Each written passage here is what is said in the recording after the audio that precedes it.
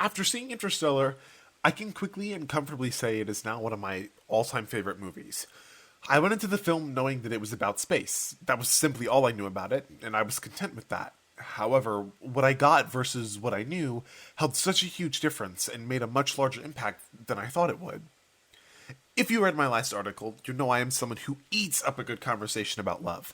I am usually the advice best friend for most of my people, regardless of if I cannot find it for myself. Different story, different time.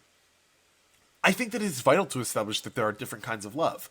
In Interstellar, we virtually see all kinds of love: self love, a twisted and darkened sense of self preservation, parental love, spousal love, longing love, and even more. Interstellar stood out to me for that specific reason. Because I'm a writer and just such a romantic and loving guy, I want to talk about Interstellar through that lens. Sure, there's the transcendence of time and space. This usually would involve questions like, how did Cooper travel into the black hole without spaghettification? A real term that describes what happens when matter gets too close to a black hole. It's squeezed horizontally and stretched vertically, resembling a noodle. And how did this not happen to him? I have no idea. At the same time, how did that black hole lead to a reality where all outcomes and possibilities for time are observable? Was he hallucinating? Was he already dead at this point? Is the ending of the movie just a last minute dream? We know he blacks out and wakes up after his ejection from the Endurance. Was that blackout a tip off to the loss of his life? The argument is that Cooper survived long enough before being completely engulfed in the singularity, but that doesn't really do it for me. Regardless, I'm getting off point. I want to talk about love and the necessity of surviving for it. As always, I will pose questions to you, as the reader, to make you think about it. I can't guarantee that I will answer any of them. I have many questions myself. Even though I've seen it more than once, I guarantee I will generate more questions than I will answer. That's okay. I want to look at specific instances and appearances of love in Interstellar. I want to section it out into roughly three parts: self-love, also known as self-preservation, specifically man's selfishness; parental love, Murph and Coop's interdimensional connection; the Tesseract; and longing love, Brand and her connection to Wolf Edmonds, and what this all means in the greater context of the Interstellar universe. Part 1. Parental Love. This will probably be one of the most horrifically organized articles you will read from me, and for good reason. When you are involved in anything with time and space, controlling how your story will fall in and out of order becomes infinitely more complex. By about 40 minutes into the movie, we're already receiving building blocks for what would be happening almost an entire hour and a half later. And it pertains to this exact category. Shocker. Regardless, I will do my best to put together what I think are different, concrete examples of where we can see these various kinds of love. I mean, look at the gentle and compassionate love of Coop and Brand towards Romilly. There's an unspoken genuineness to the connection between these individuals. Is it because they were together in hypersleep? Alone for what felt like endless years? Who knows? I don't. Still, I want to examine this close connection between Murph and Coop. During Act 1 of the film, when Murph is still young, it is seen that she almost idolizes Coop, looking up to him and wanting to follow in his scientific footsteps. As with any father-daughter relationship, such as this, Coop lets his overprotective nature get in the way. Past Coop, Cooper in the house with Murph, stands in between present-day Coop, the one in the Tesseract, and the literal solution to gravity, space, and time. You've got all of your standard acts of love here. Coop presenting patience and a more attentive nature to Murph over Tom. Coop joking around when Murph hides out in the car. Once he returns to the house, no anger, but rather a mutual curiosity when Murph leaves her window open during the dust storm. All of these smaller moments make up the patient and endearing part of their love. But how about the scene where Coop presents the watch to Murph? To measure how long he will be gone for, and to compare time once he returns. Her outburst and Coop's neglect of her brilliant solution, STAY, or stay, thanks past day Coop, seem contradictory to this understanding. There is no gentle, patient, or understanding bond between these characters in this moment. Well, you have to understand that Murph is only 10 at this point, working with physics, one of the world's most complex, scientific, and analytical research fields. Naturally, when it comes to her father leaving, the only person she's exceptionally close to in the family, because it's definitely not Tom, it's understandable that she'd be upset. This is one of the most complex facets of love in this movie. Love through anger. Another example of this love through anger can be seen in the early half of Act 2 from adult Murph and adult Tom. They have a sense of love for their father that has spanned over 23 years to be exact. Coop told Murph directly that he would return, but he never gave her a time frame. This means his kids were forced to continually guess which day would be the day he'd return. That disappointment, especially after Tom loses his first son Jesse, leads to a turnover and denial of Coop, which makes it even harder to see the love between these characters. They rebuke him and let him go, realizing that his lack of communication can only mean one thing, and that is, he's died. This is the gold here. This specific kind of love is not something you can experience here on Earth. The closest thing you can experience is a relative that you used to be close to disappearing, not being heard from for 23 years. They have every right to be angry at Coop for his decision to leave. At the same time, they are partially at fault for failing to acknowledge the various reasons communications might not be active an entire galaxy away. So, what does this all mean? I have all of these talking points floating around in the air, leaving them up there as if someone will walk by and answer them for me. The truth is, I have no idea what it means. I mean, I haven't even touched on the somewhat manipulative relationship between Dr. Brand and Amelia, his daughter. It's a completely flipped situation between Coop and Murph. Father went to space and daughter stayed back. Daughter went to space and father stayed back. I mean, there's a lot of ambiguity here. But let us peel back some of those layers of ambiguity. Is that transcendence of love, the very title of this article, the reason Coop was able to live and see Murph again? The whole purpose of covering these different kinds of love is to represent the gravity of love and how, as Amelia said, it is one of two things that can travel through space and time freely. So, isn't it fair to say that, even though Murph had no idea when her father would come back, her waiting for him, going into cryo sleep for crying out loud, and realizing the true meaning behind the STA meaning are different forms of transcendental love? Well, I would argue that, yes, they are. Parental love is a strong force. The bond between a parent and their child should never be taken for granted. I would even argue that it's more potent than the bond between partners. The ideal example of that transcendental love is Coop entering the Tesseract and his literal fiddling with time to communicate with past Coop and young Murph. It has gone beyond space and time into the fifth dimension. He helped adult Murph realize that he was even still alive. His dedication and promise to Murph guided and directed his love through time. What an insane concept. In the greater context of Interstellar, Amelia was ultimately spot on with the premise of love. Love is not bound to time and space, nor is it calculable and manipulable to only hit certain people at certain times. Love changes, develops, breaks, fixes, grows, lessens, warps, and tears, but it is never dissolved with space and time. Unless it's someone you hate, of course, then it dissolves with time. Genuine love goes beyond the existence of space and time. It exists in the souls inhabiting the bodies of the individuals who share this connection. Love is involved and wraps itself so profoundly in Interstellar's plot that it is impossible to say that it isn't a key theme impacting the story, which leads to my next focus. Part 2. Longing and Separation Love. A less fleshed out plot point is the previous love affair between Amelia and Wolf Edmonds. The funny thing about this relationship is that we never even see Edmonds on the big screen. Not once! The only references we have to him are through Coop, Romilly, and Amelia, especially Amelia. One of the first times Edmonds is mentioned is right before the crew settles down for the 2-year hypersleep. Coop asks about Edmonds, to which Amelia explains he's a particle physicist whose planet shows roughly equal promise as man's.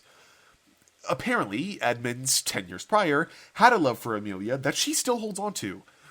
At this point, she doesn't know that he has died and believes that the interplanetary love she has for him is warning her, or even guiding her to the right path. This is where the analysis gets really fun.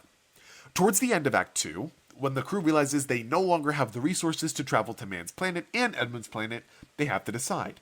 Naturally, Amelia is drawn to the idea of visiting Edmund's planet in the hope that he's still alive, waiting for them to rescue him.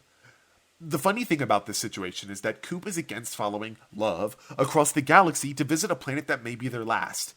Even when she lists the possible benefits of visiting Edmund's planet over Man's, he still ignores her choice and plots a course for Man's planet, an ultimately regrettable decision. But why is that interplanetary sense of longing the deciding factor here? Why does it even matter? In all situations in this film where love is involved, the plot's outcome is directly changed as a result. Let that sit with you for a second. Coop loved his family and the Earth so much that he left it behind to find a new possibility for them to continue living on. It wasn't even a guarantee that they would find anything. Dr. Brand loved his research so much that he was willing to try even when he knew his plans were faulty. Amelia loved Edmonds, and the connection between them would have brought the plot of Interstellar a completely different direction. If they had chosen Edmonds' planet sooner, it is possible Coop wouldn't have even needed to enter the Tesseract. Even the next part of this focuses on man, which revolves around the idea of love and how dependent the story is on it. So, is the lack of connection between Coop and Edmonds what possibly skewed this outcome? Maybe. However, we must remember that this decision comes after they lose Doyle. Tensions are already running high, and Coop has a lessened sense of trust for Amelia because of her actions on Miller's planet. For Coop, a man of science as he explicitly tells young Murph, to trust in an invisible, somewhat undependable interplanetary love, it was out of the question. But this just makes me think. If it was Murph in cryosleep on a different planet, like Edmonds, would he go there? Would he put everything on the line to risk it for his child, who he doesn't even know is alive? It's hard to say, but I want to say that he would. We already know he's doing it for a chance to save the Earth on top of saving his children. That interplanetary love exists between Coop and Murph, too, in a different way. Would it be strong enough for him to place a gamble, such as this one, on love? I don't know. What I do know is that Coop's negative response to Amelia's love is what changed the entire course of the film and what would ultimately lead to Romilly unfortunately dying, the explosion of part of the Endurance due to man's ignorance to pressurization, thanks TARS, and nearly losing Coop due to man's desperate attempt of self-love, also known as self-preservation, and cowardice. Part 3. Self-love and self-preservation.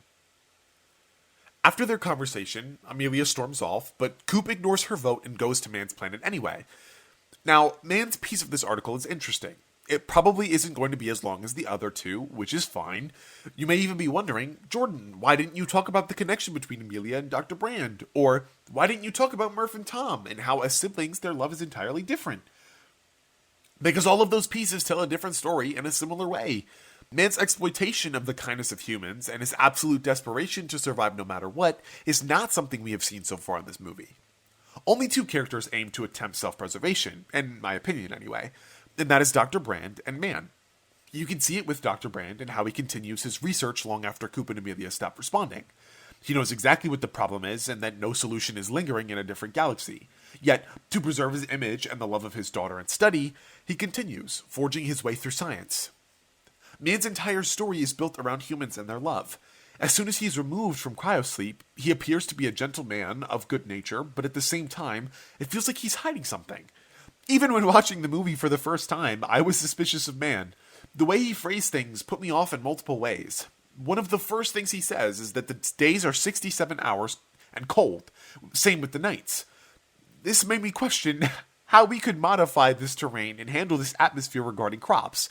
I'm no farmer, but 67 hours of continual cold, even if the snow and rain squalls blow over quickly, can still damage crops. This does not sound like a planet with longevity, regardless of the quality the surface may have. Soon enough, we discover that Man focuses only on the mission. Surprise, he was lying. He does not want to get home. He wants to complete the mission he set out to accomplish. Whether it was in honor of Dr. Brand or not, Man was afraid of anyone who found him finding out his planet was a failure. Perhaps out of fear or worry that he'd not perform well enough, he rigged Kip, another one of the robots, to blow, ultimately killing Romilly and attempted murder on Coop. He wanted to preserve his self-image and his life, not wanting to be seen as a quitter before the mission was over. At this point, all the present characters know Coop wants to go home. After hearing from Murph that it was all a lie, he set out to do this. Man knew this and tried to stop him from taking the ship back to the Endurance, limiting the chance that he would be able to even try. Man does not feel much pity for Coop and Amelia when they discover the truth about Dr. Brand. Instead, he tries to apply objective logic to a subjective subject. At the end of Act 2, Man's actions are based on an extreme form of self-preservation. I'm choosing to look at this from the perspective of self-love. He loves himself enough to know he does not want to leave without finding another habitable planet. He ignores factual evidence from the other crew members and tries to find a way that works for him, ultimately leading to his death. His love, through his self-preservation, creates multiple plot-altering events that change how the characters interact with the world of Interstellar. This is why I brought his perspective about love into this article. It's untraditional, unorthodox, and not something you'd think love would have any effect on. Part 4. Conclusion. It's everyone's favorite time again! At the end of the article, I leave you with a bunch of unanswered questions, and this time we have a bunch of unanswered questions relating to situations I didn't even talk about. I told you this would get messy. There are so many other kinds of love in this movie. Murph's love and compulsion to take care of Tom's family, adult Murph and 120-plus-year-old Cooper, as well as the bond between Amelia and Cooper. I could write another article about all of their love for humankind and the appreciation of nature. I wanted to look at love in the context of this movie and how it was used as a vehicle for the plot to progress. As I mentioned earlier, the film often uses love as a reason for making a decision. Love has a lot of power that goes beyond human comprehension and understanding. As Amelia said, and as I quoted earlier, it is one of the only things, next to gravity, capable of transcending time and space, not limited by the universe's boundaries. These 3 specific examples and instances are the ones that led to the most significant changes in the story. I wish I had addressed more of the relationship between adult Murph and present-day Coop, and how including that extra layer of the story adds more value to our understanding of love. The progressive mending of their relationship through his absence, his unrelenting nature in attempting to communicate with her through the books, all of it is such a beautiful touch and truly brings this movie to life. If I want you to take anything away from this article, it's that love is something we can never measure or even hope to reason with. Love will literally go through time and space attached to someone in the hopes that one day it will be received by someone else. If our Earth needs anything more than ever, it's the kind of love that is genuine, authentic, and capable of crossing time and space. We must be willing to love each other relentlessly and follow our hearts toward our love when we hear it call out to us from somewhere else. It's out there, waiting for your arrival. You must take the risk, follow your heart, and find it.